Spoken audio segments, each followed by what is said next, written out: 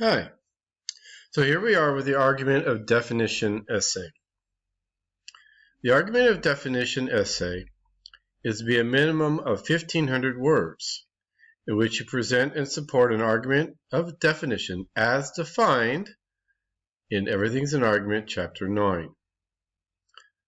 Okay, so the first thing you need to do, if you haven't done so already, is read Chapter 9. Your essay must cite a minimum of 6 outside sources, 5 of which originate in print or have print analogs. In other words, books, magazines, academic journals, newspapers, government reports, things of that nature. That excludes things that are web-only sources, TV shows, movies, personal interviews, stuff like that. Those can be used, of course, but they're in addition. These sources must be presented in correct MLA fashion, and I've noticed, by the way, the first time on our argument of fact that a lot of you are not doing your MLA very well, in spite of the fact that most of you said you've been taught it. That needs to be worked on a little bit better. With both parenthetical and text documentation on a works cited page, dictionaries, encyclopedias, and other general reference works do not count as sources. Now, I'm not saying you can't use a dictionary, because obviously in this assignment especially, it might prove useful, but that doesn't substitute as one of your, it doesn't count as one of your minimum sources.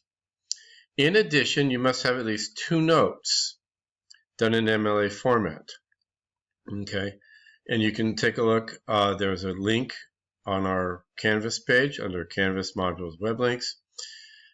Basically, the MLA allows 2 types of notes, what are called content notes, what are called bibliographic notes.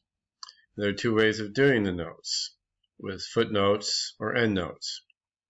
Now, we have examples of this in our sample essay, okay?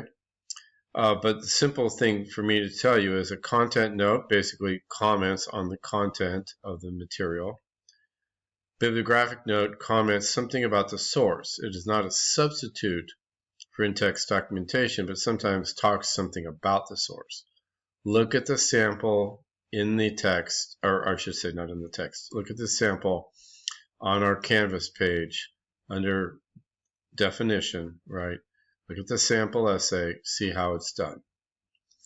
Now the topic will be a topic of your own choosing. Just as a reminder, a few topics that are off limits, my typical ones: abortion, death penalty, child abuse, and religion. Certainly there are many other topics to choose from. You must also provide a word count of your essay at the end of your text. Do not include the name block, works cited, table, or figure in your word count. Now you may have noticed I don't require a table or figure, but it still may show up, depending on what you need. Now you are to submit a proposal to me on Canvas by Monday, March 24th, 11:59 p.m. The proposal should be written as described in Chapter 9, page 217. This time we will use the Tolman model, so include claim, reasons, warrants. In addition to what is described there, I want you to include 3 sources in an annotated bibliography, which means including an MLA entry and a paragraph of description and evaluation of each source. Check out the sample proposal in the definition module. You will need to be, I will be creating work groups to which you will submit a rough draft by Wednesday, April 9, 11:59 p.m. for peer editing within the group. This draft should be as full and complete as possible, meeting all the minimum standards required for the assignment. The more work you put into the draft, the better your final draft will be. Based on previous experience, I can tell you that the difference in the grades of essays that have been peer edited and those that have not is striking. In other words, you do a lot better if your work has been peer edited and you look it over yourself. Be sure to consult the out-of-class essay guidelines and the MLA handout so that you avoid errors in presentation and style. The peer editing is to be done by Friday, April 11th, 11:59 p.m. You will need to revise and polish your essay and turn in the final draft on Monday, April 14th, 11:59 p.m. No late essays will be accepted without verifiable medical or legal excuse.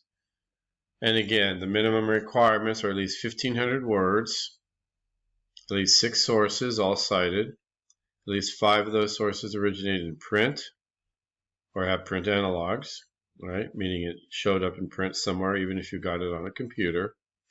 You may have more than the minimum, of course. At least 2 notes done in MLA format, and MLA documentation for both in-text and works cited page. One other bit of advice, and this is about Tolman. The Tolman model, which you see here, is discussed in Chapter 7. Now, I have a couple places already where I've mentioned this, but I want to mention it again. The Tolman model is defined in Chapter 7 of Everything's an Argument, and you would do well to read it and maybe reread it and reread it to make sure that you get a pretty decent understanding. It's not that hard, and the claim and reasons part are usually pretty easy for most students. It's the warrants part that trips a lot of people up. So again, go back to Chapter 7 in our textbook to check that out. Good luck.